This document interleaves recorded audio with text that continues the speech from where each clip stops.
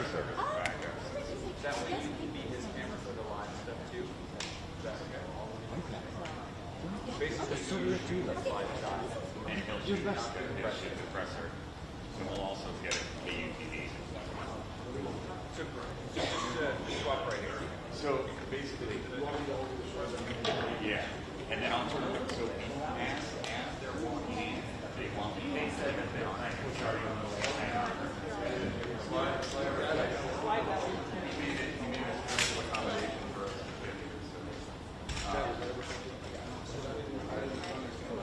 Yeah. So basically, I want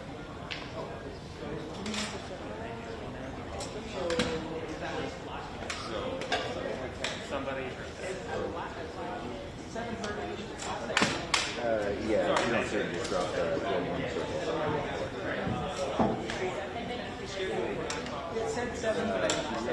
I think where they were yesterday. You mean like a union? Yeah.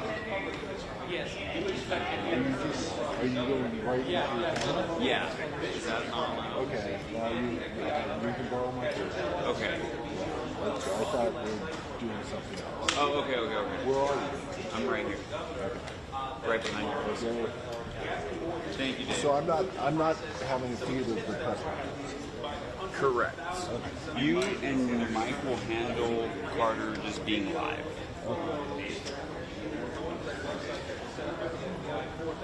Yeah, and since then, just the overnight hours, I think about 10:30 Eastern, press conference happened here last night. So then and now, they've been able to bring someone into custody in order to law enforcement sources. Oh, okay, cool. Yes. This really is something that we get into one minutes after Yes.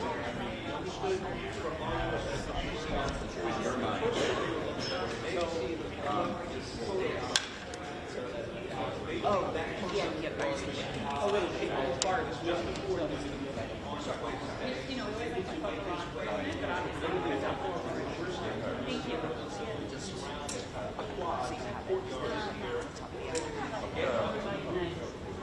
I think I'm hardwired on this mic, right? You will be, yeah. Well, the problem is I only have 2 cables. They're all going to the mall. So what we'd have to do is kind of plug down close to the camera. Yeah, let's do that because they want them at the top of the hour. Sorry, I know.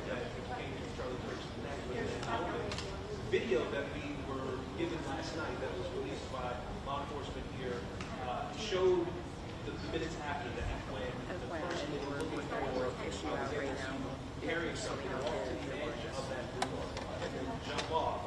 As it was explained to me, this campus is sort of built into hills, if you will, so that the buildings are not necessarily level, if that makes sense. So he was able to jump. It was not an incredible distance, but in some distance from the roof, as you can see in the video here, to the ground without really hurting himself, and then start to run across the lawn there. This would have been at roughly the same time those 3,000 people who were at the Charlie Kirk started to realize that the shot had been fired, and then started to run as well. He was far enough away that you don't see them the scene. You do see vehicles start to pass. Okay. It seems to my eye that he slows down.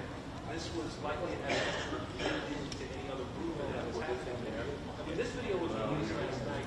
We were told that the goal was to do the job they did. Anybody noticed looked like the person was moving across campus, moving out to the streets here. This is not an isolated campus. He was able to get into a little area, the right there, carrying some of the video there, and then sort of slip into a neighborhood and get away.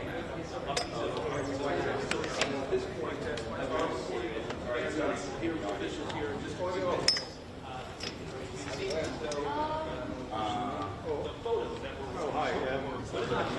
someone was able to take out the first one in those photos. And that was exactly what law enforcement did. That those images were clear enough that somebody who knows him recognized that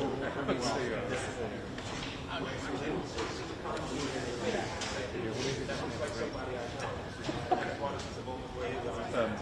I maybe sit there? I guess. We'll get a confirmation that the record has been made and more details about the person.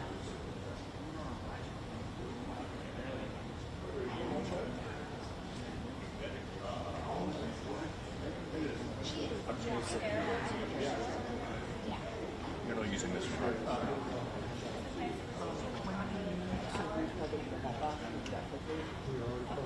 We are, okay, perfect. Oh, perfect, okay. Did these move me? Yeah, this is the chat one that I can actualize.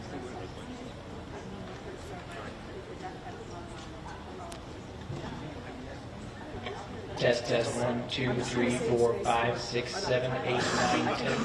Test, test, test, 1, 2, 3, 4, 5, 6, 7, 8, 9, 10. Test, test, test, test. 1, 2, 3.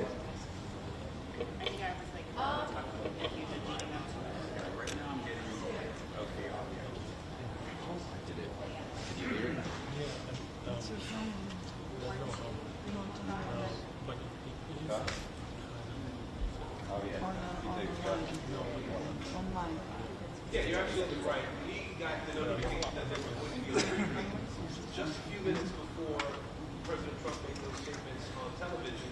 And so, as we've been told yesterday, developments are happening rapidly in this investigation, where we know that two sources were brought to bear. Yes, and FBI investigation here.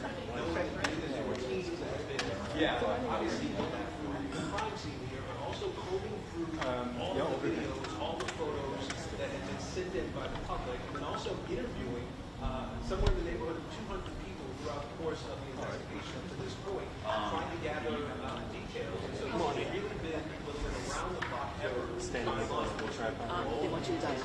Still trying to build their case, right? We know that there's someone who's now in custody, that there's going to be a prosecution that happens at this point. So having that right in your hand, That works perfectly.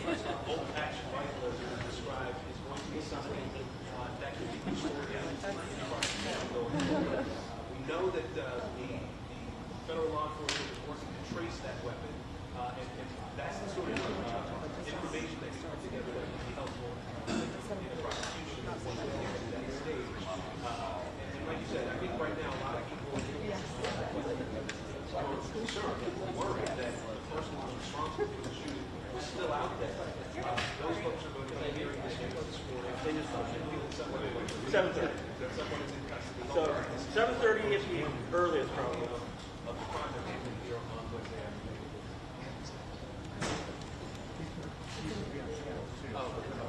Okay, I'll tell Eddie, thank you. Hey, Eddie, Nick's audio is going to be on audio channel 2. Yeah. FYI. Yeah. Yes.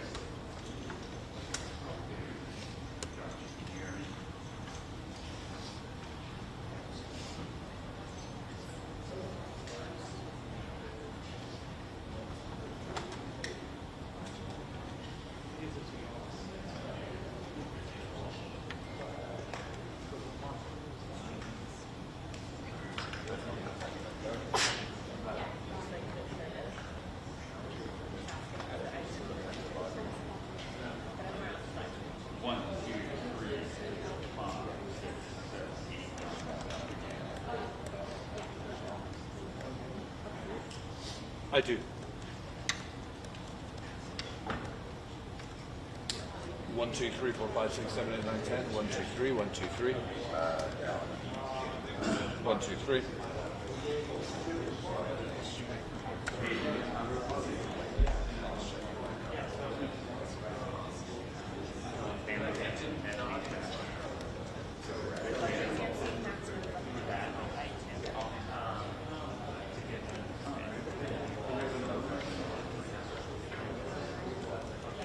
Cool.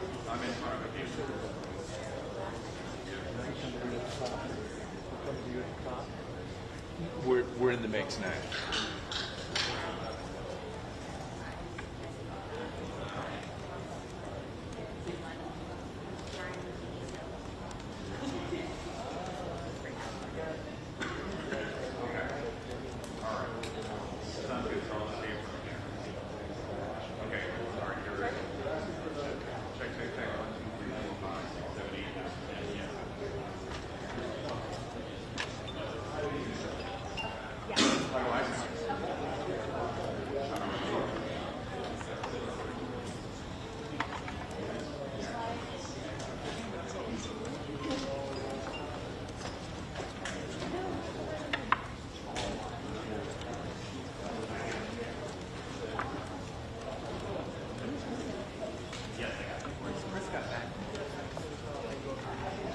Well, obviously, anticipation. We are waiting to get more information. We are waiting for the opportunity to ask questions, to try and fill out some more of the details, to add to that fantastic reporting that Evan was just giving you on air now.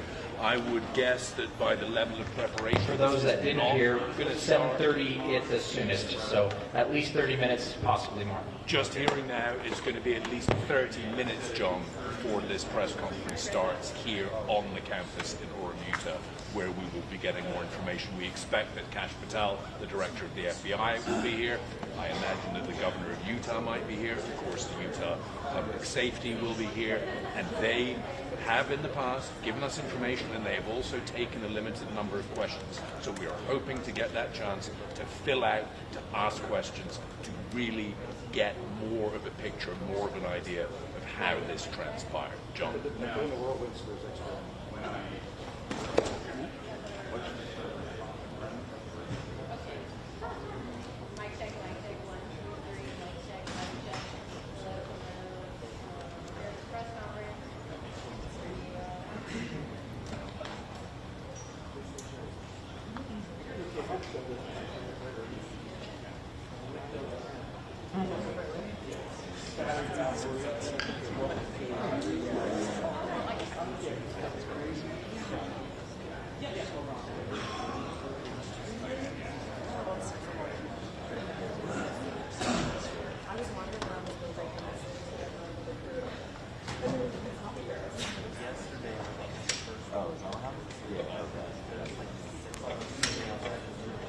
Mic check, 1, 2, 3. 1, 2, 3, 4, 5, 6, 7, 8, 9, 10. 1, 2, 3, 4, 5, 6, 7, 8, 9, 10.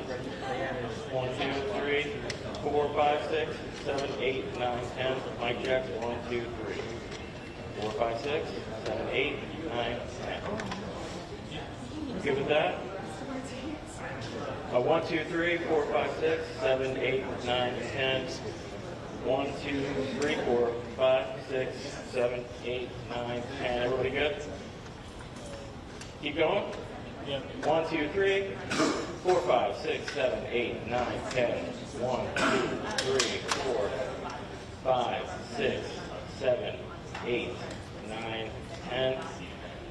Check 1, check 2, check 3, 4, 5, 6, 7, 8, 9, 10. And it's for you guys coming in, 7:30 is the earliest start time for this now, so you guys are all aware. You good? Everybody? We'll do another check in about 15. Keep going. 1, 2, 3, 4, 5, 6, 7, 8, 9, 10, 11, 12. 1, 2, 3, 4, 5, 6, 7, 8, 9, 10. 1, 2, 3, 4, 5, 6, 7, 8, 9. Okay. Check, check. 1, 2, check, check, check. 1, 2, 3, 4, 5, 6, 7, 8, 9, 10. Check, check, check. 1, 2, check, check, check, check. Check, check, check. 1, 2, 3, 4, 5, 6, 7, 8, 9, 10.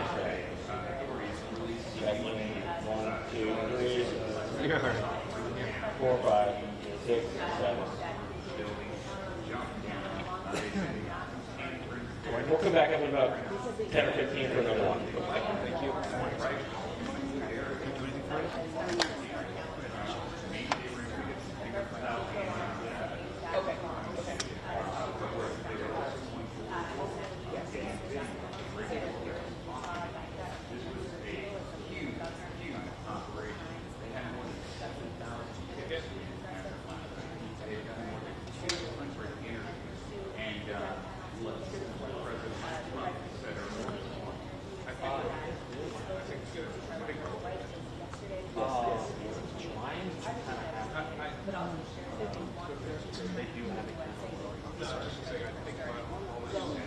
Yeah, hi, Mike. You have to think that this one would be concrete. I have to say it rather be thrown together. Suddenly, we were expecting a news conference starting right now, but we're told that's been delayed by half an hour at least. There will be a full lineup ready by when they come to the podium and reveal the details. We have all been scooped, haven't we, by Donald Trump live and exclusive on Fox and Fred, bringing you all the latest news. The president, just before he went on that show, was told that they had their man, and details were sketchy by his own admission, but that wasn't going to stop him. What appears to be the case is that a family member recognised the individual, still in his position, and from that video footage of the figure making his escape, running across the room, dropping down the ground and making his way in. There seems to be, according to the list and the president, a minister involved, somebody religious, might have gone to the father of the alleged that stage. According to government, that father convinced his son that he should turn him in. They are said to have gone to a US Marshal around about 11 p.m. last night. Donald Trump, the president, said he's aged about 28 or 29, to be sure. Our understanding is that he is in his early 20s and is from the state of Utah. The arrest was executed by Utah law enforcement authorities. I think that it would be a fairly quick matter of establishing whether or not they do indeed have the right guy. You'll remember they have evidence from the scene, the palm print, the forearm print. They have a footwear impression, so that's all ready to go for when they made an arrest. And it will be a question fairly rapidly, I suspect, of matching the evidence to the individual in custody. But I would caution, and we have been cautioning all morning, don't forget this is the third guy they have taken. Don't forget the FBI director said with absolute certainty they had the man who had committed murder only to have to correct himself on social media within a matter of minutes. So there is a caveat to everything. But if we are to take nobody less than the President of the United States actually, this manhunt has come to a success.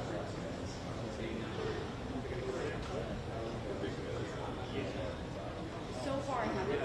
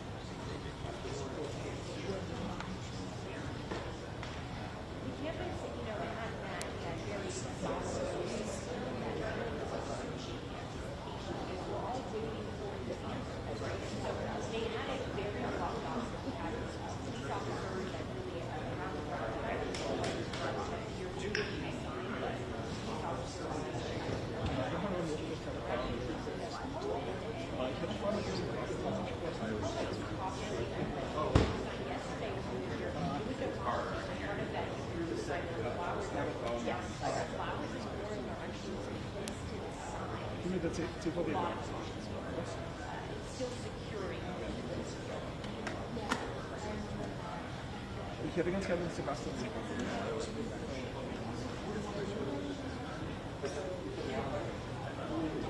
Okay, könnt ihr mich bitte zu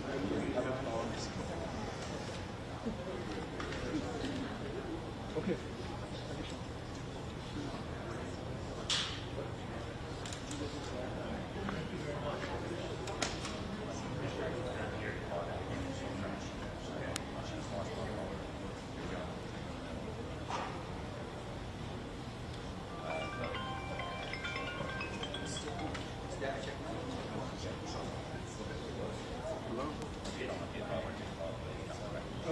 Also ja, okay.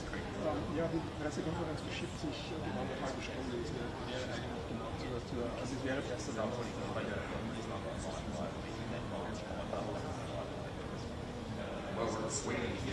Genau, weil dann kommt es in Ruhe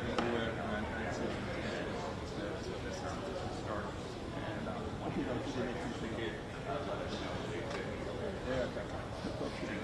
mean as what we have done is what the president said on Fox News.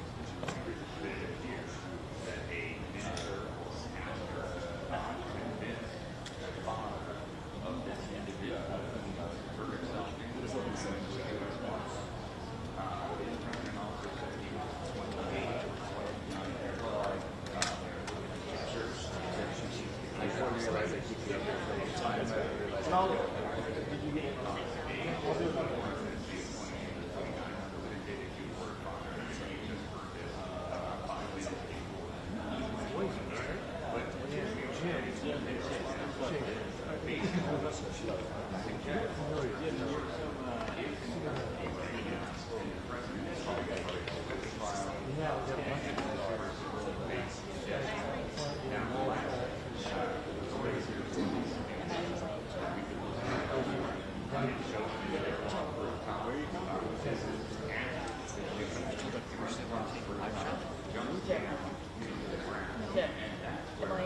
I'm not in the top, right?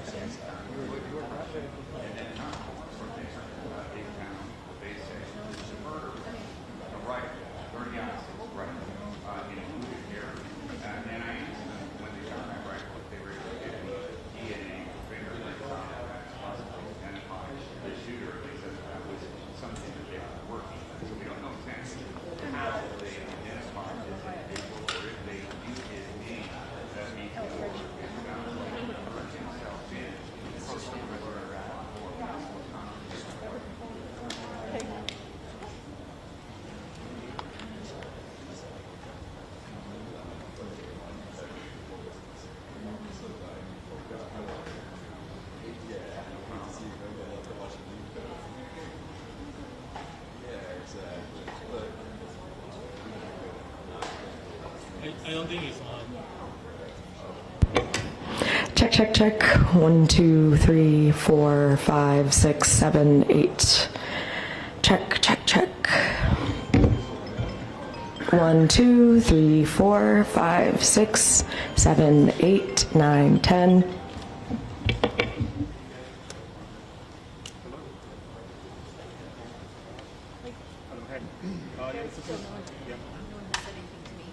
Gotcha, all of them. They said the mic check was super overmodulated on that audio. The podium, yeah.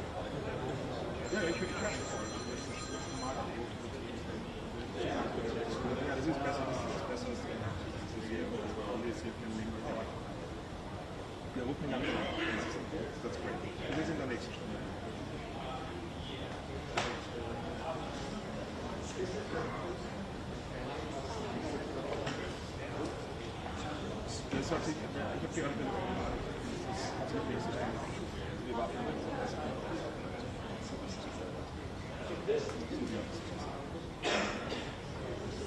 All right. Okay, cool. This is the Jim, control room's asking, are we going to have two channels, one from podium, one for questions from here? You're getting that? Yeah, answer is yes.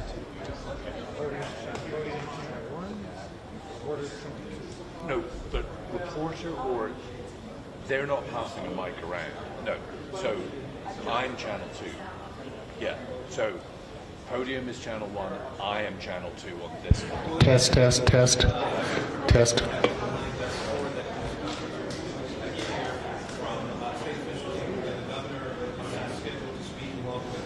Commissioner of the Department of Public Safety here in the whole that Casper Tell, the director of the FBI, as well as some other leaders who've been working on this investigation over the last couple of days.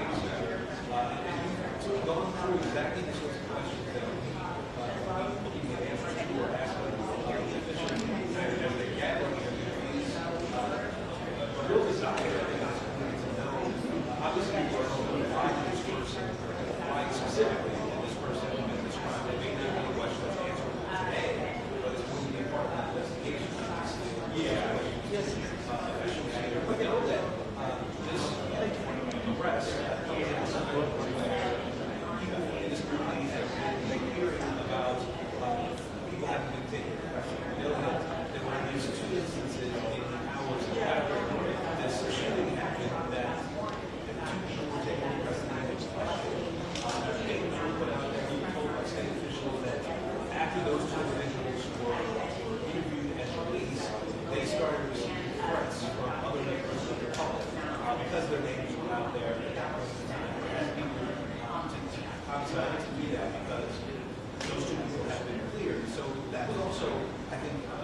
driver and trying to get someone, these suspects, more quickly. So attention would, in some instances, not be focused on individuals like that. I can tell you that there was quite a press on campus yesterday, not related to this initial investigation.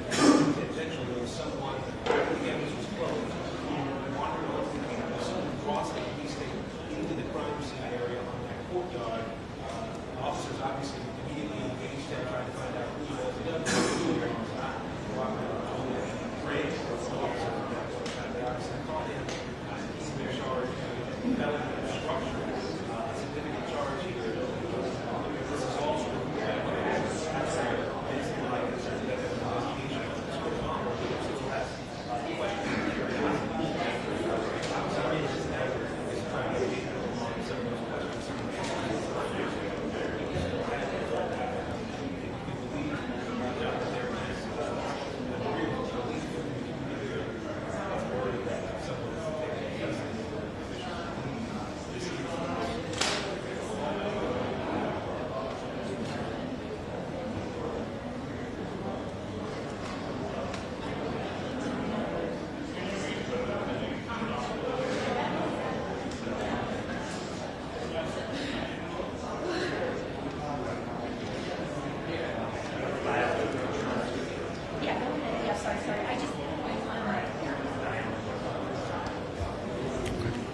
Check, check, check.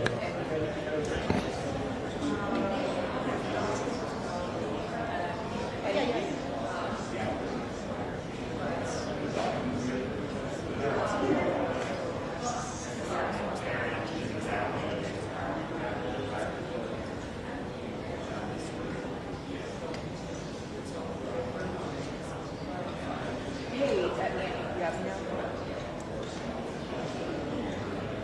That was okay.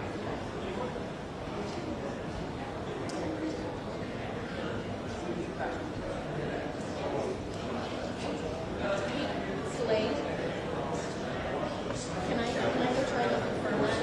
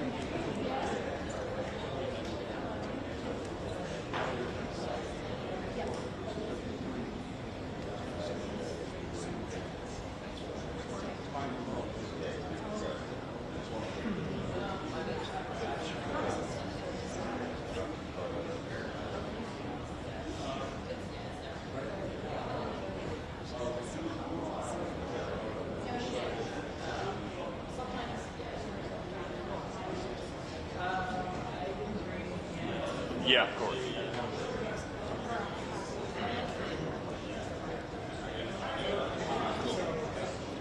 Sources telling you this Focus on the 30 minutes of the press. I did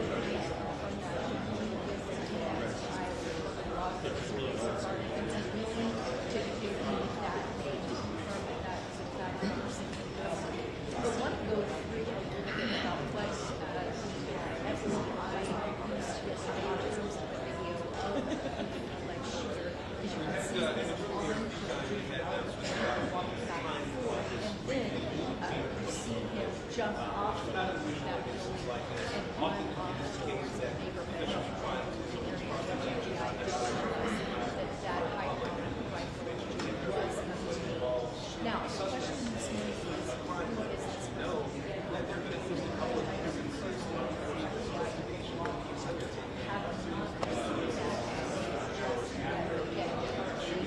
This press conference will start in the next 20 minutes or so. That's what they why so as soon as we get information that confirm this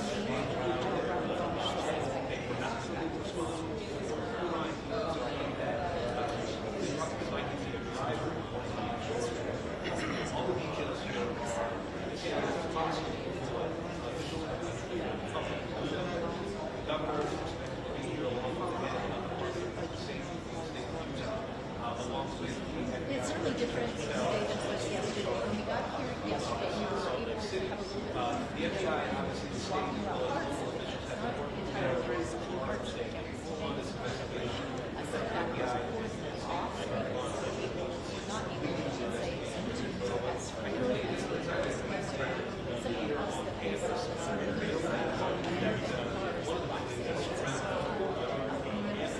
Yeah, hi, Matt. That's right. Tyler J. Robinson is the name of NBC reporting. Trusting back to 5 sources. As you say, that sounds like it has been bottom. Matt, we'll see what you tell us at this news conference. It was due to start half an hour ago. It's been delayed, so we'll see.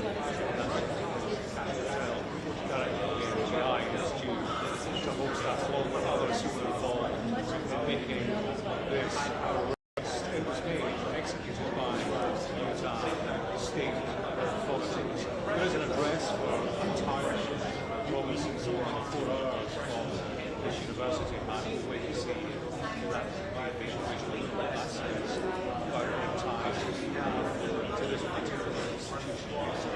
Valley University assassination took place, but for officials to release the name of the suspect has been there's a high degree of confidence to the hopes of what we have heard from the President himself. Donald Trump, you need to check these he himself said that some of the people say that ISIS will not be quite proposal.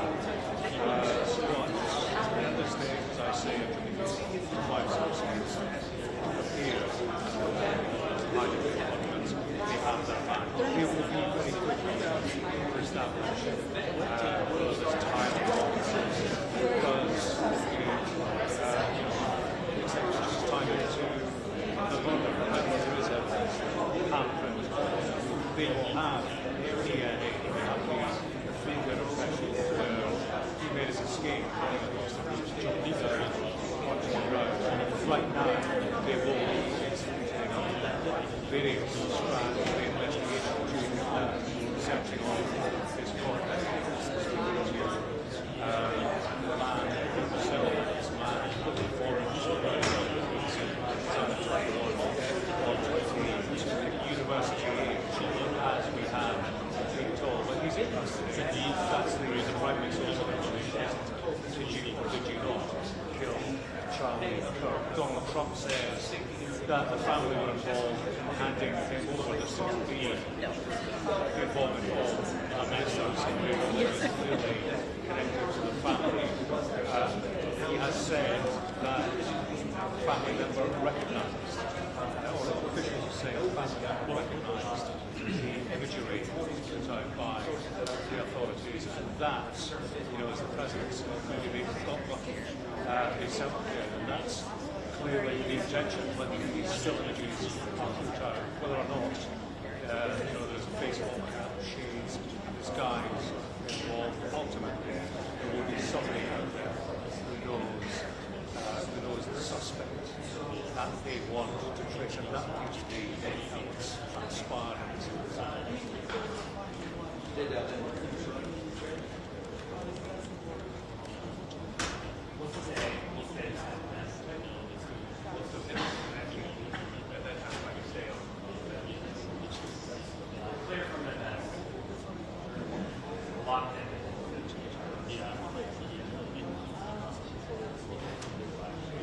I would say, in terms of the overall atmosphere here, that it's been a heavy sense of grief more than anything else. Sure, the debate and the politics rage on, reverberate across this country. But I was at a vigil last night, held at you know, well organised, lasting for several hours. I spoke with the mayor, and I said to him, what are the emotions what's in your mind?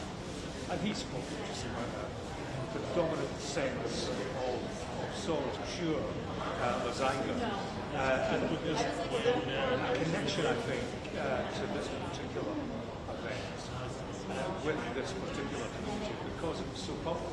There were so many people there, 3,000 and more students who fled in panic, who witnessed the horror, but also 3,000 people who attended the event, held, hosted by Charlie Kirk, with whom they clearly had some connection. They wanted to spend time with his company, listen to what he had to say.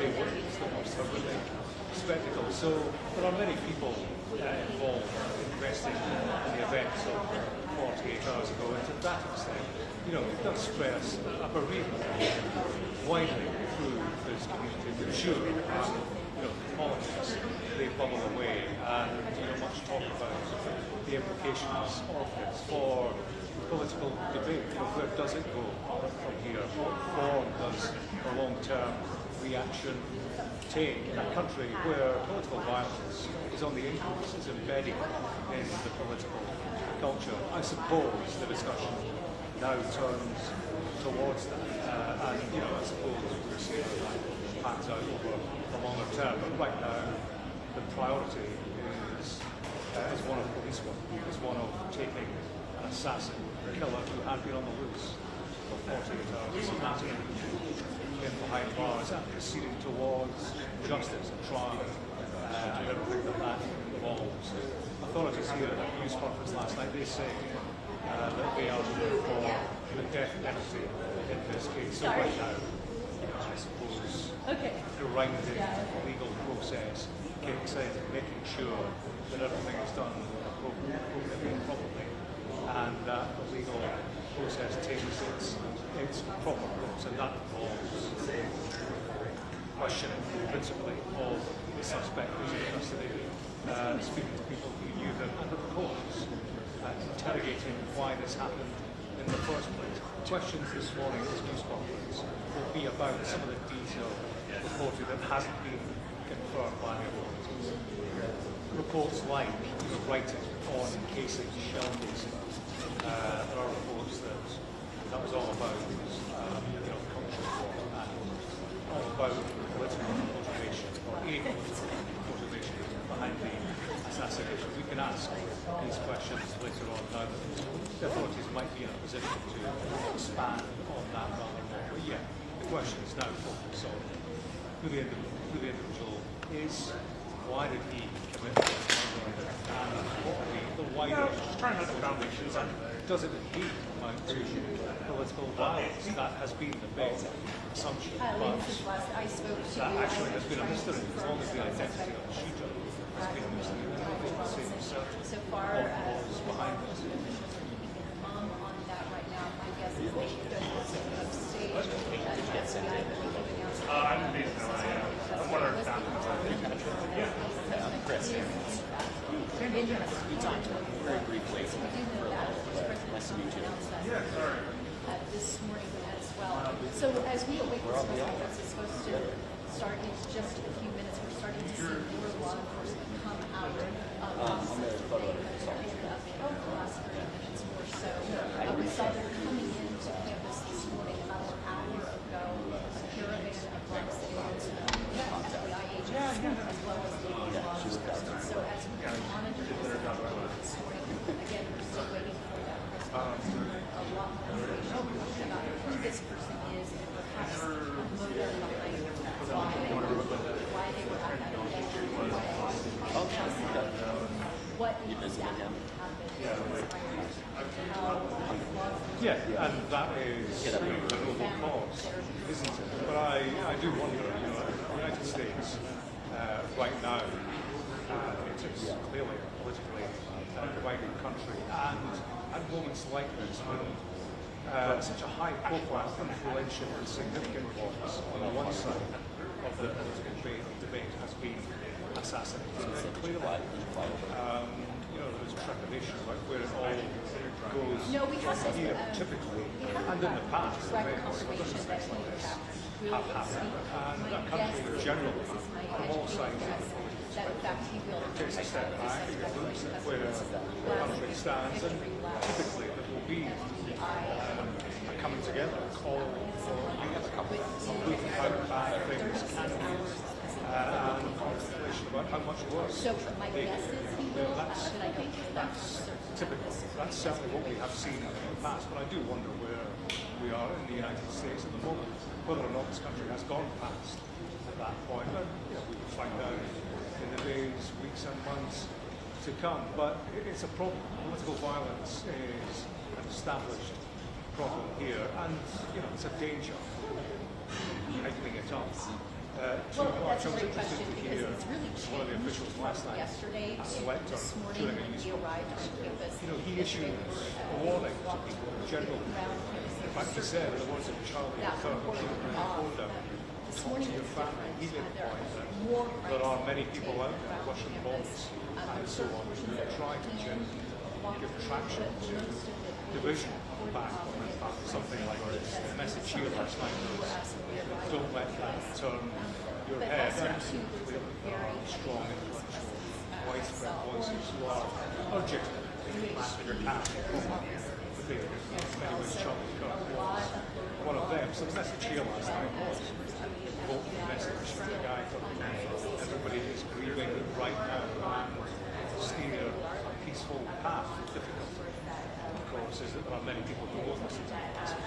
In a country that has ready access to arms, it can lead to no announcements. Horrific event we saw here 14 years ago, and clearly it's a fear that here is.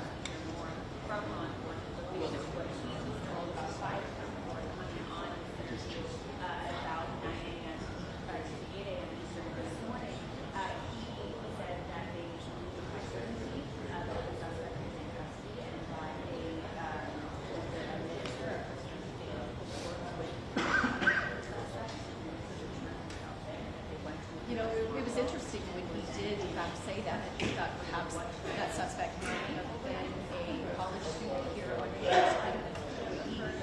We don't know a lot about that suspect right now, as you mentioned, Tamara, but as we learn more in the midst of this press conference, perhaps we might understand a little bit who this person is, where they came from Utah, not from Utah, from Westview, perhaps here in a student. So we really as you mentioned, again, Chris Porter, a former police chief, he has been in law enforcement for a very long time, and he is making an educated guess, like many of us.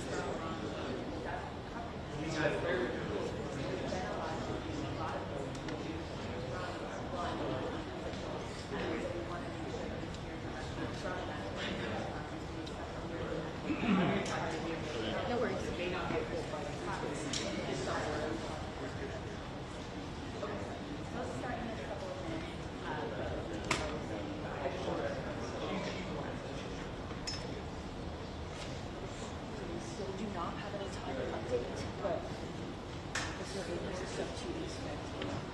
Yeah.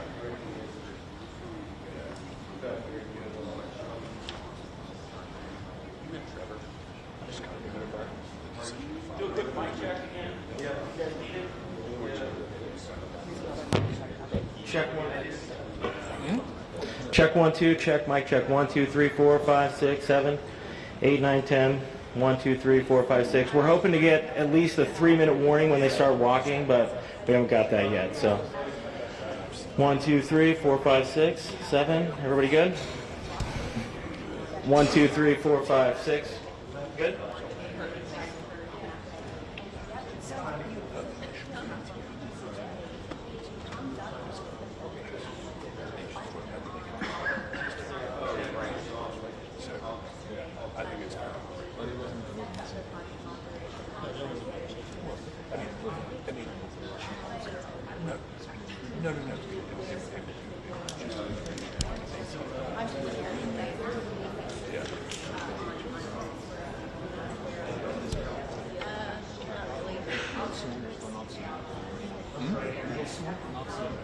Try to get him on the walk.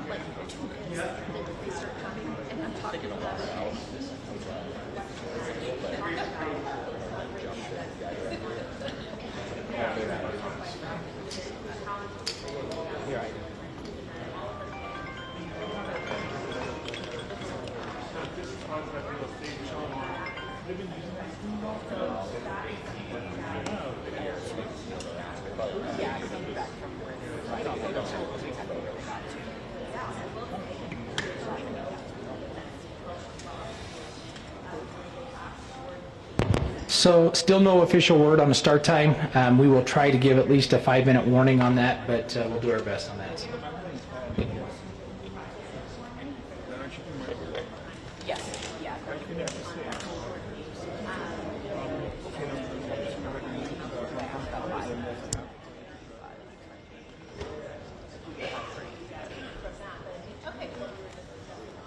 I don't know what else.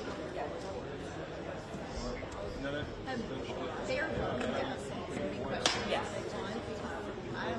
Yes, I will. Ja, ich fahr mal rauf. Yeah.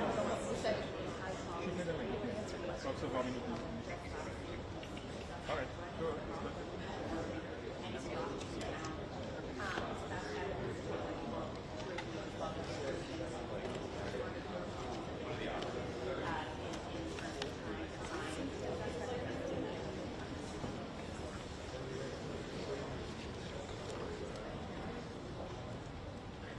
Turn your mic. His mic's off. We need my mic. Yeah, we need his mic. Huh? I mean, I haven't touched it either, so. Is that Nick's mic or is that someone else's mic? 1 2 3 1 2 3 1 2 3.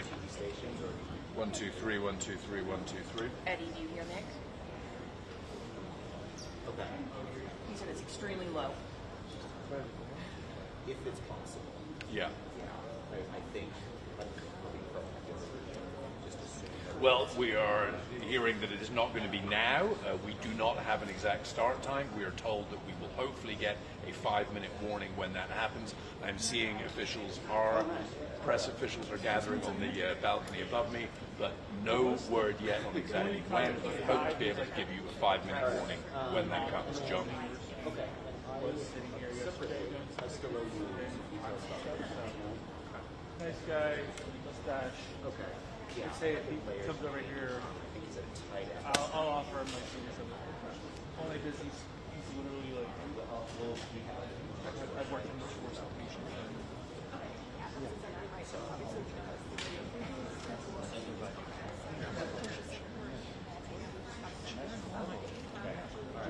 Yeah, that's the really unfortunate thing and the tragedy here. You know, as I mentioned to you yesterday, I am a widow, and when you lose a spouse, the first thing that you know, for your children, they treat you safe, and those children need to be returned, and they are online.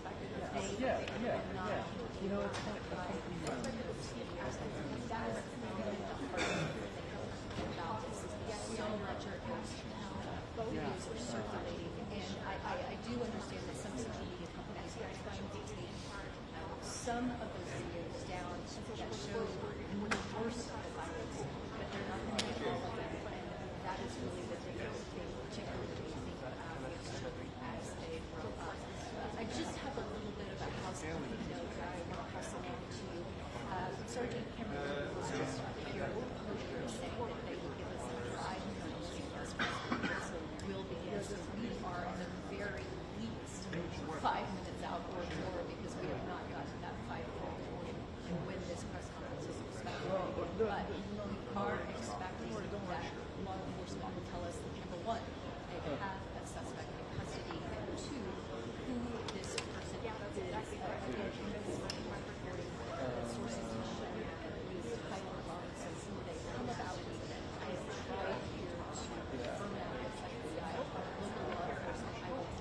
We're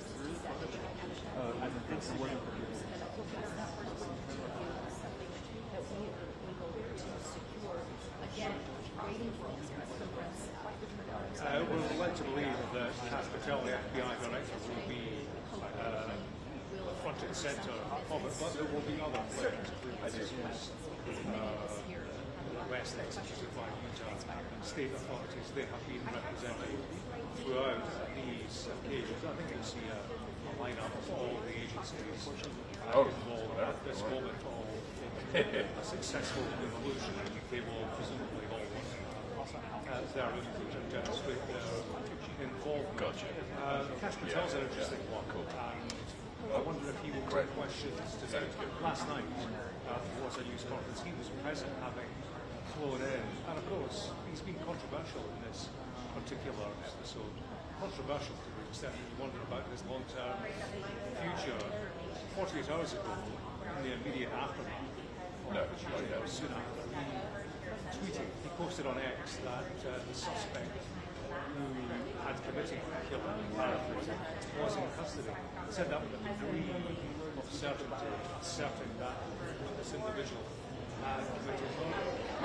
Of course, that does many things. It can probably react, drop their guard, perhaps, in an area where there's a killer on the loose. It also does have an influence, in fact, on the investigation at the time of what being asked to be where, but also contribute information. So that was one tweet.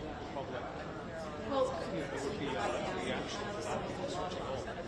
What he did very soon after that was to say that suspect has been interrogated and has now been released. So, that was a message. That was mixed message coming from the director of the FBI. So, that was a question for him last night. But at a news conference, at the time of Jones, we want to ask questions, we need to ask questions, and there are questions that we need to ask. Thank you for the benefit of the investigation. Need to be related to the public. There was no question. States only, anybody can ask anything. So nobody could ask us. Actually, it's not way out. Ask them about what this might have solved. Did you misrepresent the investigation at an early stage? Did you endanger public safety? These are questions that are very easily. There's a statement, interestingly, on a White House official. He was asked about President Trump's view of Cash Patel and his handling of Charlie Kirk. I'll read you the Bible. This is White House officials. Director Patel is working night and day on this case. Anyone who doubts his resolve and dedication, especially when Charlie was such a close friend to him, simply as using this extremely sad moment as a disgusting act of political games. Not yet 7,000 tips. This is justice, and this faces the wrath of the system. So, I suppose the whole surrender Cash Patel of sorts, but I do wonder if the president might point before we are full rotating support, or his position at the top of the FBI is something else. Clearly, that's not the issue of the day right now. The issue of the day is this arrest, who is Tyler Robinson, why did he move behind this political institution, high-profile political figure in this country. I think the impression that Donald Trump has bounced everybody into this breaking of the news. We got a late shot to get to this place. We were able to do the news conference at the top of the hour. That was 45 minutes ago, and you've been told it's been delayed, we'll give you a 5-minute warning. Seems rather more than 5 minutes away to be. So the press people traveled into Utah Valley University where the shooting took place. No indication as to when this is going to stop. They were wondering, dotting their eyes and crossing their T's. Cash Patel will be hosting this evening certainly won't want to fault inaccuracy on this one. So there are reasons, I suppose, why they want to cross-check what the President has told us live on national television. We have a name. There will be ongoing searches of Thailand witnesses. Obviously, there will be questions to the family. Referencing with the evidence they have, DNA presumably in the West, but forearm right here. they say this and escape that shooter. So all of that work is ongoing right now. I suppose in terms of the detail of the press conference, that's up to the I guess it's all the cases. Should we check everything? All the furniture, journalists, international media out of place, just wait for national television.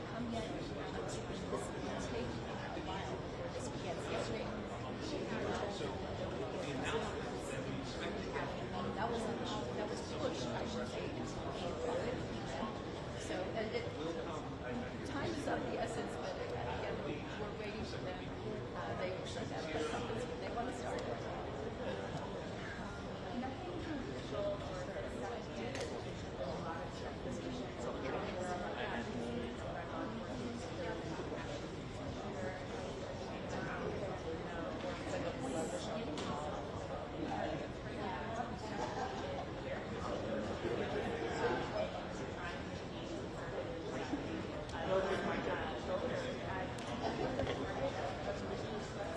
Check 1 2, mic check 1 2 3 4 5 6 7 8 9 10. Yeah, mic 1 2 3 4 5 6 7 8 9 10. Check 1 2 1 2 3 4.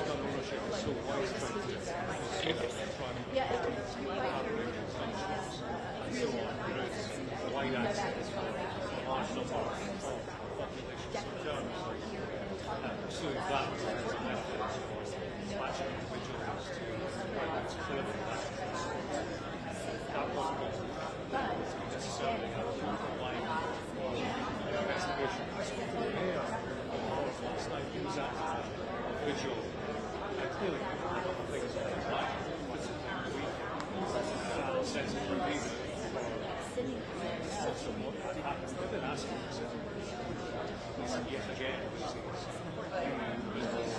the issue of guns,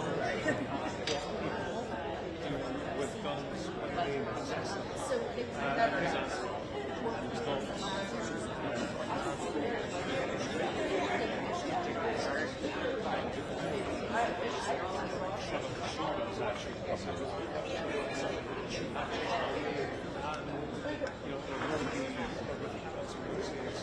now and again, but it's something that we have to accept. That was Charlie Kirk's line throughout. He's on record as having said there will be fatalities on parachutes, there will be fatalities, one or two, but that's the price that we have to pay.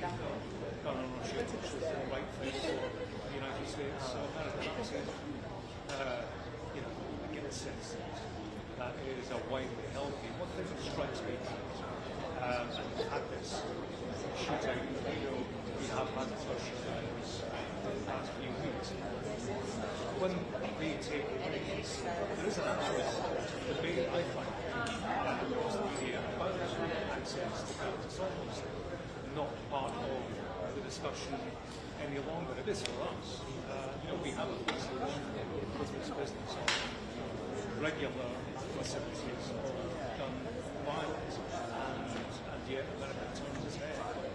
The notion is suggesting that there should be restriction of access to almost the discussion I find in response to events like this. It's almost as if the United States has moved on from that ever being a notion that it will embrace.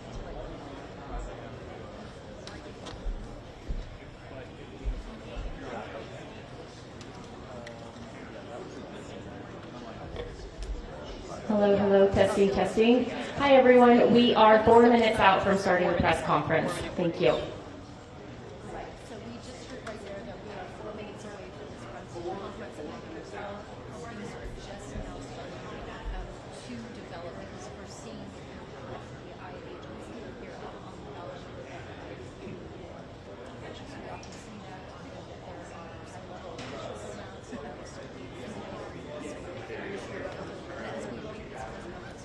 again, we are wanting to know two things.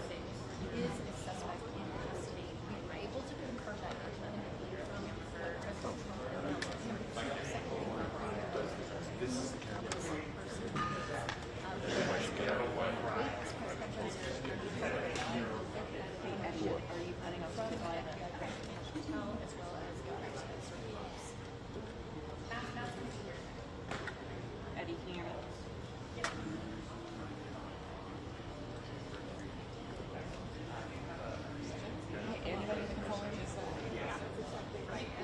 They just asked me to get in the shot, so I'm here, but I don't know which camera they're taking for the actual, because they were having issues with the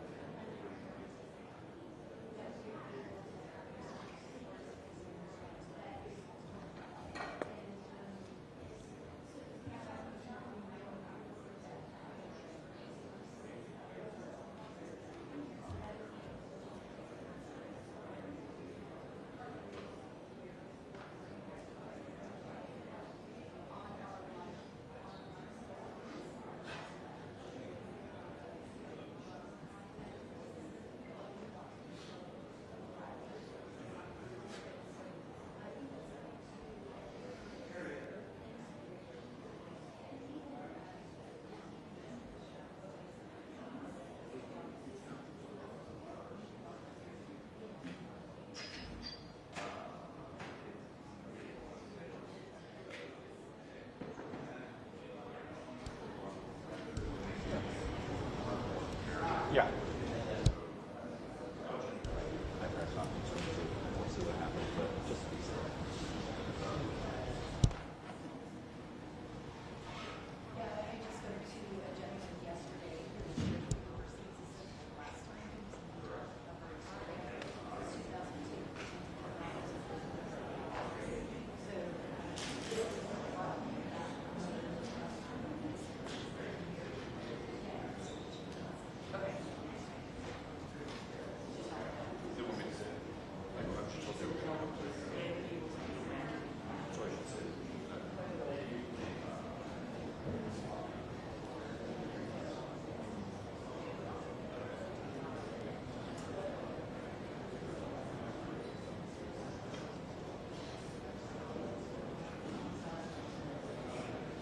That's right, John. We were given a 4-minute warning 3 minutes ago, so we are expecting any second to see the officials coming in. We are told to expect a similar cast of characters we saw last night. That would be the governor, that would be the Utah Public Safety Commissioner, that would be Cash Patel from the FBI, and the FBI's special agent in charge. John, any second we should be seeing them coming into this room for the press conference, and that 4-minute warning has expired. So any second now, John, we should be hearing more information in this case. 3 minutes ago, so we got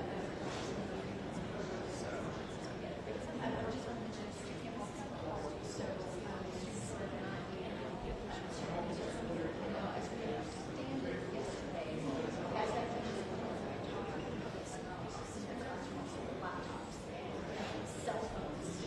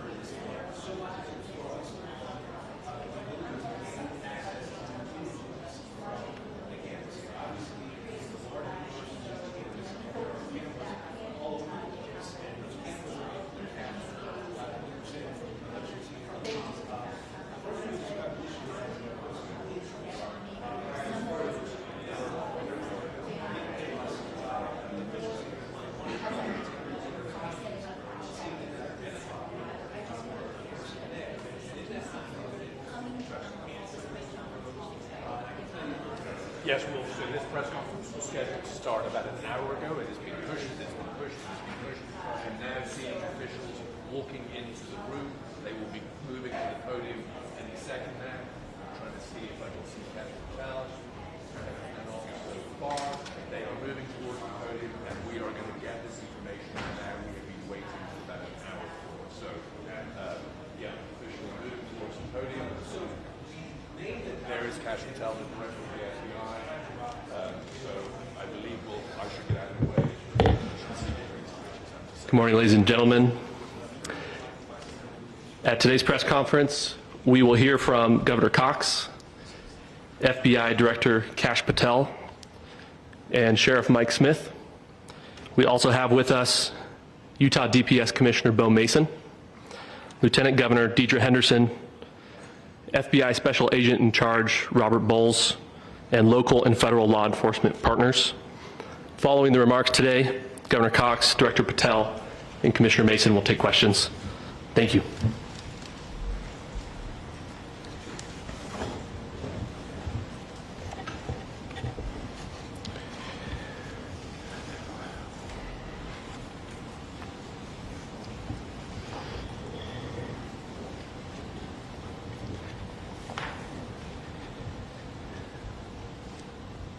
Good morning, ladies and gentlemen.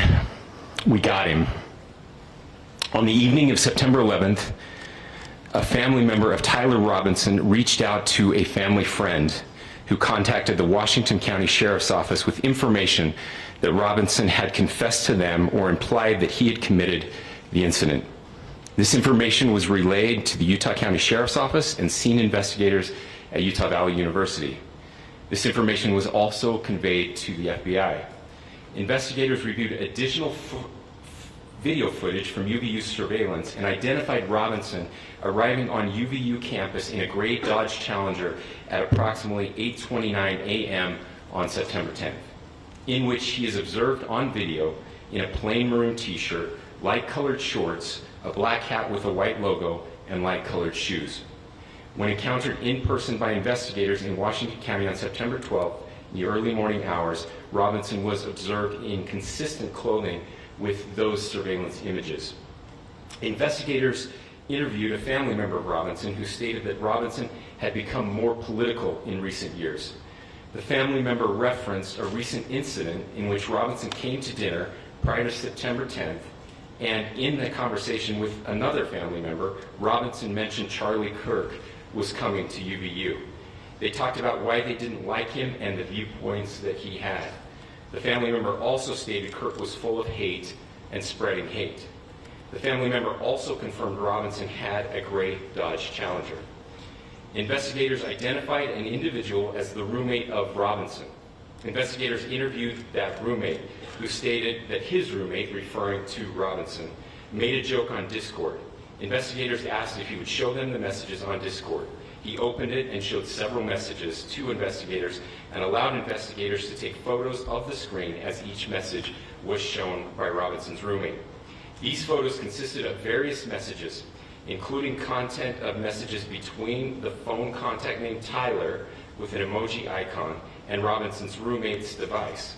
The content of these messages included messages affiliated with the contact Tyler, stating a need to retrieve a rifle from a drop point, leaving the rifle in a bush, messages related to visually watching the area where a rifle was left, and a message referring to having left the rifle wrapped in a towel. The messages also refer to engraving bullets and a mention of a scope and the rifle being unique. Messages from the contact Tyler also mentioned that he had changed outfits. I know there's been speculation as well as to the writing on those casings, those bullet casings, and I believe we have that as well. And I'll share that with you now. So the area north of Campus Drive Road where the suspect crossed over, you saw some of that in the video that we released last night, consists of a grassy area with trees on the edge of the UVU campus. investigators discovered a bolt-action rifle wrapped in a dark-colored towel. The rifle was determined to be a Mauser Model 98 30-06 caliber bolt-action rifle. The rifle had a scope mounted on top of it. Investigators noted inscriptions that had been engraved on casings found with the rifle. Inscriptions on a fired casing read, "Notices, bulges, capital O-W-O, what's this, question mark." Inscriptions on the 3 unfired casings read, "Hey fascist, exclamation point, catch, exclamation point." Up arrow symbol, right arrow, and symbol, and 3 down arrow symbols. A second unfired casing read, "Oh Bella Chow, Bella Chow, Bella Chow, Chow Chow." And a third unfired casing read, "If you read this, you are gay, LMAO." We are indebted to law enforcement across the state who's worked seamlessly together, local law enforcement, state law enforcement, and our federal partners with the Federal Bureau of Investigation. We're grateful for everyone who worked together in such a short amount of time to find this person and to bring justice. I want to thank the public who has been so engaged, reviewing videos, helping us with sending in tips, and helping us get to this point. I want to thank the family members of Tyler Robinson who did the right thing in this case and were able to bring him into to law enforcement as well. I especially want to thank the family of Charlie Kirk, Erica, Charlie's parents, his children. I want us to be thinking of them as we bring justice in this case. They will be involved in that justice. We will be working very closely with them as we move through this process as well. This is a very sad day for our country, a terrible day for the state of Utah, but I'm grateful that at this moment we have an opportunity to bring closure to this very dark chapter in our nation's history. With that, I will now turn the microphone over to the Director of the FBI, Kash Patel. Thank you, Governor. This is what happens when you let good cops be cops. The FBI and our partners are proud to stand here today together to bring justice to the family of Charlie Kirk and honor his memory. I want to express my deep gratitude to President Trump, the Vice President, and the entire White House who have been so incredibly supportive with both resources and just personally to the FBI as a team. They had our backs the entire way, and I just want to express my gratitude for giving us the resources we need to operate in this space to bring this sort of justice at this sort of speed. In 33 hours, we have made historic progress for Charlie. Governor Cox, our partnership has been absolutely incredible these last few days. Our partnership will endure. Your state and local partners, your sheriffs, your DPS community has been unbelievably impressive in the hardest of times. And a case like this cannot be solved, cannot be brought without partnering with your state and local authorities. The FBI has a certain role to play. We will play that role, and we will lead out for the federal government. Governor Cox, we are so grateful for your state partnership that led out on this investigation. A little bit of the timeline. Charlie was shot at 12:23 p.m. on Wednesday. The first FBI agents arrived on scene in 16 minutes with chiefs of police at 12:39 and secured the scene. The FBI immediately launched fixed-wing assets. We utilized these assets to transport personnel, specialty technicians, hostage rescue teams. We also utilized these assets to go back and forth from the East Coast and here in Utah to transport forensic evidence and other evidence that will be analyzed and is being analyzed at our FBI laboratories in Quantico and other laboratories, including the ATF. At my direction, the FBI released the first set of FBI photos of the suspect at 10 a.m. local time on 9/11. Then, shortly thereafter, the FBI reward of $100,000 was released at 10:45 a.m. local. Myself and Deputy Director Bongino arrived on the scene at approximately 5:30 p.m. on 9/11. The governor led a press conference last night at approximately 8 p.m. where at my direction, the FBI released a never-before-seen video of the suspect. We also released new images to the public of the suspect. And just last night, the suspect was taken into custody at 10 p.m. local time. In less than 36 hours, 33 to be precise, thanks to the full weight of the federal government and leading out with the partners here in the state of Utah and Governor Cox, the suspect was apprehended in a historic time period. And I want to highlight what Governor Cox said. This would not have been possible without you, the media, and you, the public. That's why we went so public, so fast, and we're so transparent, and we're committed to that transparency. The crime scene, just a little bit there. It is a large crime scene. State and local authorities, along with federal authorities, processed that crime scene quickly. And I even had the ability to walk through that crime scene and walk through the steps the suspect took to learn more about what was needed and what resources we needed to bear to create a full picture for the FBI and leadership back in Washington. Furthermore, thankfully to state and local partners, forensic evidence has been seized and continues to be garnered. Forensic evidence has already been evaluated at FBI laboratories in Quantico and state and local authorities here. We will continue to process evidence as we see it, as we collect it, and we will continue to deliver to Governor Cox and his team. Last night we had a total of approximately 7,000 leads. As of this morning, thanks to your great work, we have over 11,000 leads that were called in to the FBI. And we are running out every single lead that we can. Every one of those leads will be run out. The arrest is a testament to the dedication of good law enforcement being great, and partnerships in law enforcement, which I've tried to highlight as my tenure as the director of the FBI. There is no better relationship for law enforcement than the FBI to partner with state and local authorities, and you've seen it here in these last few days. The FBI Salt Lake field office, along with our offices in LA, Phoenix, Denver, San Antonio, Las Vegas, Pittsburgh, Buffalo, our headquarters component in Quantico, all participate in the FBI. I want to express my deep gratitude to the employees of the FBI, the men and women, the evidence response team tacticians, the special operators, the agents, the support staff. You have done monumental work in historic time when the public, who had a right to demand such an expeditious solving of an investigation, the FBI answered that call diligently, critically important to our nation, and we delivered. And I'm proud to be their leader, and I'm proud to be the director of the FBI. This is very much an ongoing investigation, as the governor said, and we will continue to work with state and local authorities to develop the investigation, to provide them the evidence they need for their ongoing prosecutions, and we will be here to answer every call they absolutely have, as long as it takes, for as long as we need to find and apprehend whatever suspects were involved in this crime. Lastly, to my friend Charlie Kirk, rest now, brother. We have the watch, and I'll see you in Valhalla.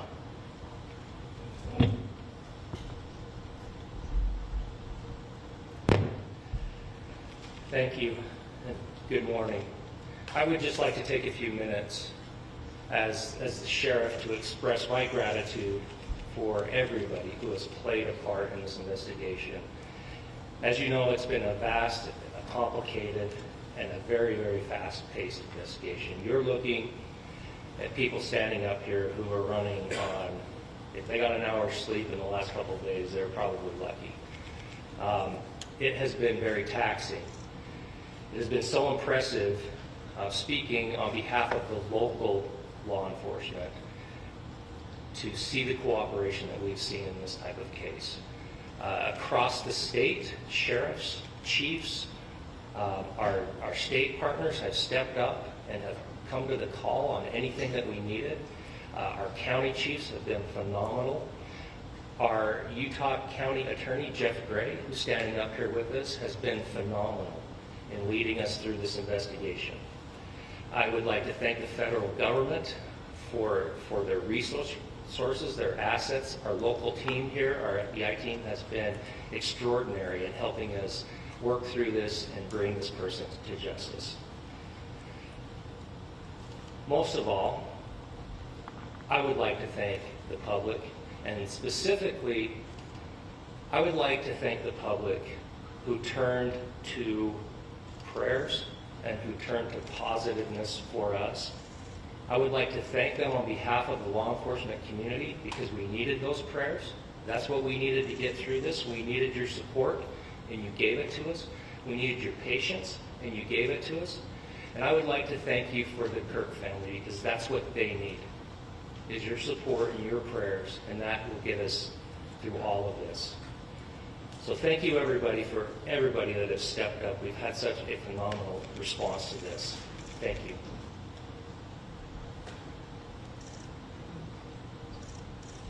I also want to give a special thanks to the Attorney General and the Department of Justice. Their unwavering support and their commitment to justice is shown true here. And without AG Bondi and Deputy Attorney General Todd Blanche and the resources they brought to bear, we would not have been able to complete our mission. And I just want to say special thanks. It's an honor to be a part of the Department of Justice. Thank you again to our incredible law enforcement team who has worked so hard. Sheriff, I got a solid 90 minutes last night, so I'm probably the most well-rested person up here.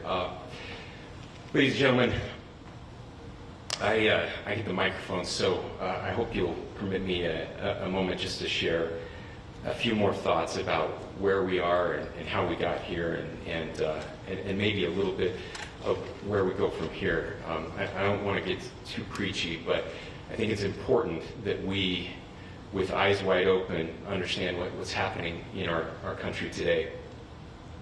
I've heard people say, well, why are we so invested in this? There's violence happening all across our country, and violence is tragic everywhere, and every life taken is a child of God who deserves our love and respect and dignity.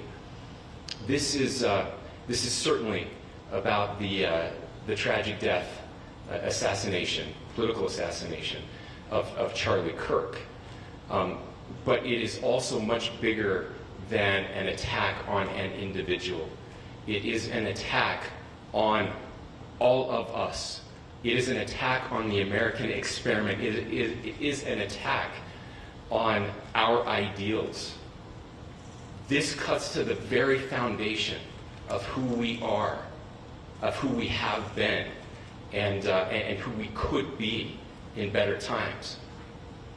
Political violence is different than any other type of violence for lots of different reasons. One, because in the very act that Charlie championed of expression, that freedom of expression that is enshrined in our founding documents, in having his life taken in that very act, makes it more difficult for people to feel like they can share their ideas, that they can speak freely. We will never be able to solve all the other problems, including the violence problems that people are worried about, if we can't have a clash of ideas safely and securely. Even, especially those ideas with which you disagree. That's why this matters so much. Over the last 48 hours, I have been as angry as I have ever been, as sad as I have ever been. And it was, as anger pushed me to the brink, it was actually Charlie's words that pulled me back. I'd like to share some of those. And specifically right now, if I could, I need to talk to the young people in our state, in my state, and all across the country. As President Trump reminded me, he said, you know who really loved Charlie? The youth. And he's right. Young people loved Charlie, and young people hated Charlie. And Charlie went into those places anyway. And these are the words that have helped me. Charlie said, when people stop talking, that's when you get violence. He said, the weak can never forgive. Forgiveness is the attribute of the strong. The only way out of the labyrinth of suffering is to forgive. Welcome without judgment, love without condition, forgive without limit. He said, always forgive your enemies, nothing annoys them so much. A few months ago, I referenced this last night, Charlie posted to social media, when things are moving very fast and people are losing their minds, it's important to stay grounded. Turn off your phone, read scripture, spend time with friends, and remember, internet fury is not real life. It's going to be okay. He again said, when you stop having a human connection with someone you disagree with, it becomes a lot easier to commit violence. He said, what we as a culture have to get back to is being able to have a reasonable agreement, where violence is not an option. Now, again, to my young friends out there, you are inheriting a country where politics feels like rage. It feels like rage is the only option. But through those words, we have a reminder that we can choose a different path. Your generation has an opportunity to build a culture that is very different than what we are suffering through right now. Not by pretending differences don't matter, but by embracing our differences and having those hard conversations. I think we need more moral clarity right now. I hear all the time that words are violence. Words are not violence. Violence is violence. And there is one person responsible for what happened here. And that person is now in custody and will be charged soon and will be held accountable. And yet, all of us have an opportunity right now to do something different. I want to thank my fellow Utahns. This bad stuff happens. For 33 hours, I was praying that if this had to happen here, that it wouldn't be one of us. That somebody drove from another state, somebody came from another country. Sadly, that prayer was not answered the way I hoped for.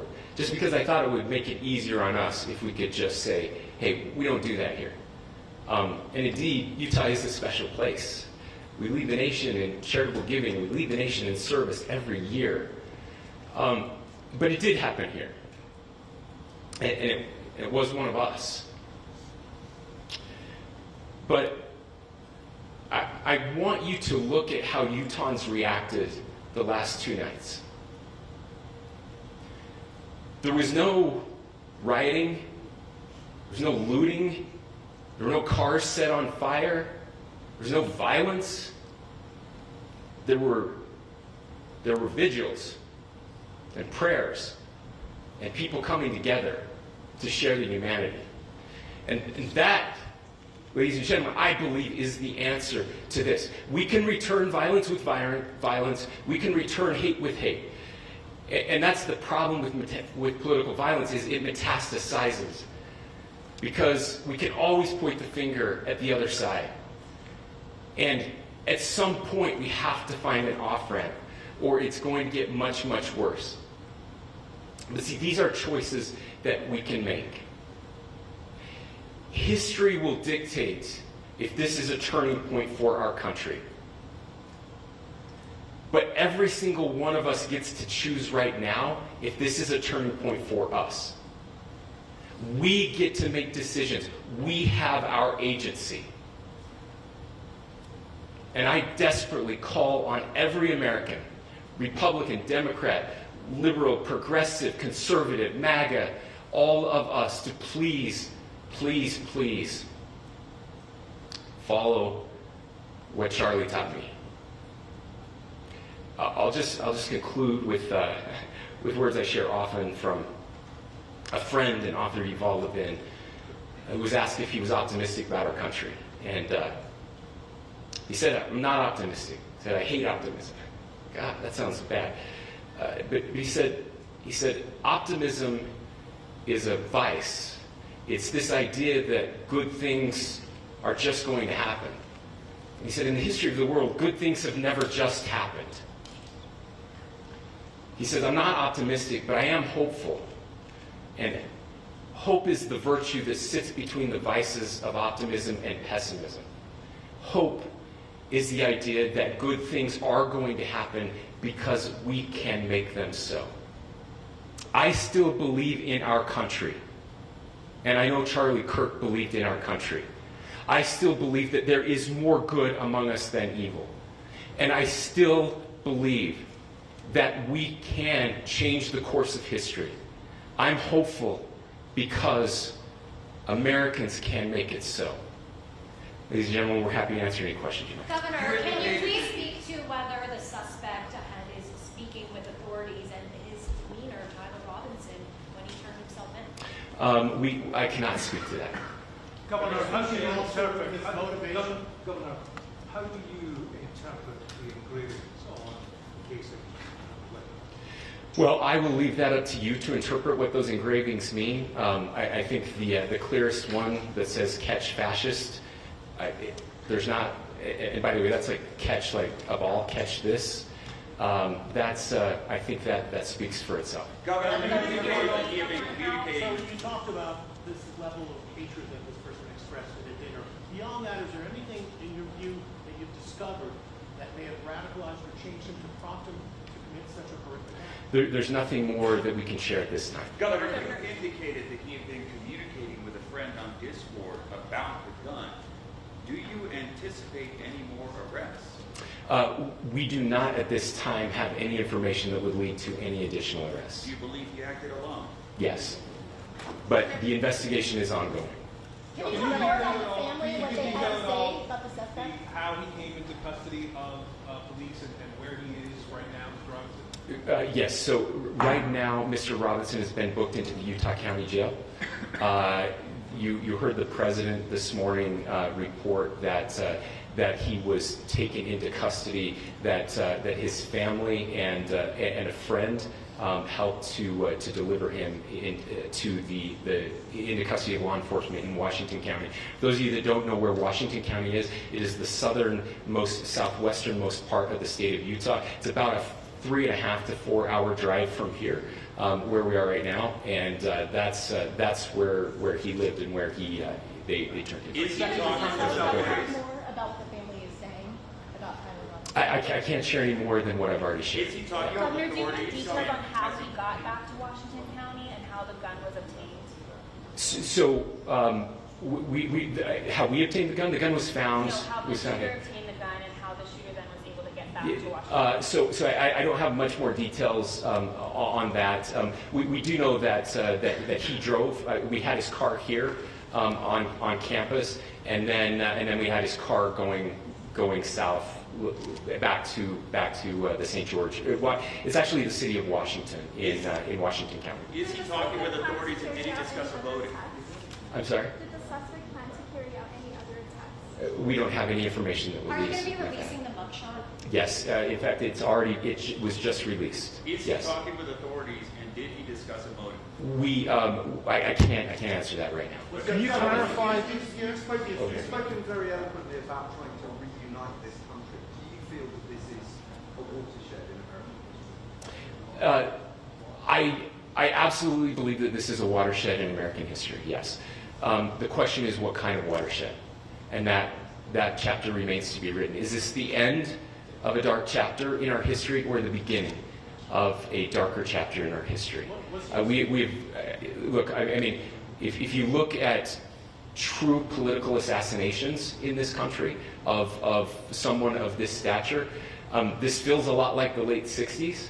And having one so gruesomely displayed on camera in all of our hands and in all of our pockets, we are not wired as human beings biologically, historically. We have not evolved in a way that we are capable of processing those types of violent imagery. And by the way, we've seen another one with a gruesome stabbing very recently that went viral. This is not good for us. It is not good to consume.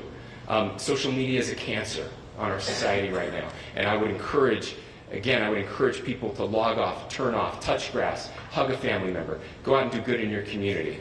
That is happening, and it's happening organically right now. I had a friend in a small city in Utah who said, we're getting together, the Republicans and Democrats in my little town are getting together to have a discussion last night, just to find a way to find their better angels. So yes, this could be, I mean, again, you have to go back to JFK to have seen a video live of something like this happening. I wasn't born until 1975, but I know that things were really dark in the late 60s. Sorry to some of you. I know some of you were there. This is our moment. Do we escalate, or do we find an off-ramp? And again, it's a choice. It's a choice, and every one of us gets to make that choice. Two more questions right here. Could we clarify that the release of those enhanced images at 8 p.m., the timeline that Director Patel gave us, led to the arrest at 10 p.m.? Is there a direct connection between those two events? I cannot comment if there is a direct connection or not, but all I can say is that that through some process, the family came to know that this had happened. One more thing, Governor. Could you just clarify the clothing issue you mentioned earlier? Was he changing outfits? Correct. Just clarify this? Yes.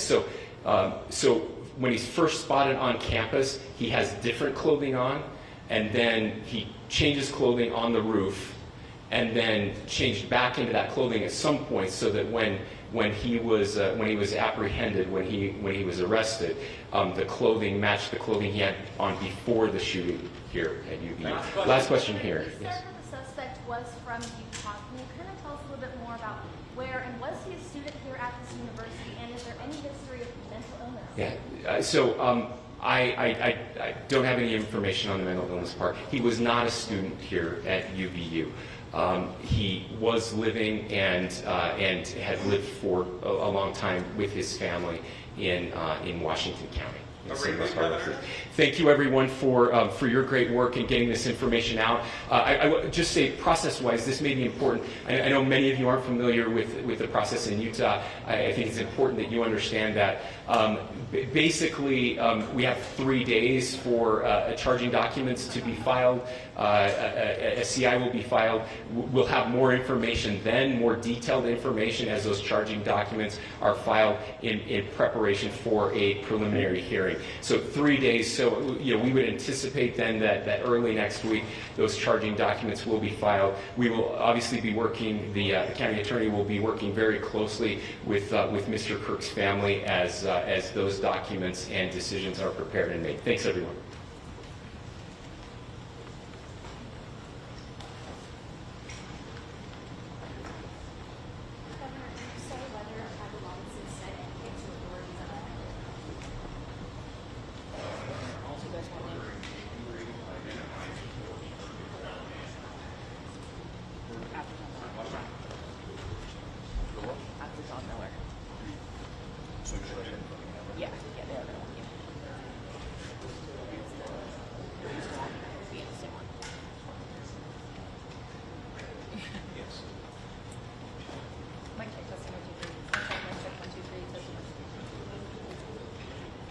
One, two, three, 1, 2, 3, 1, 2, 3, 1, 2, 3. Cool.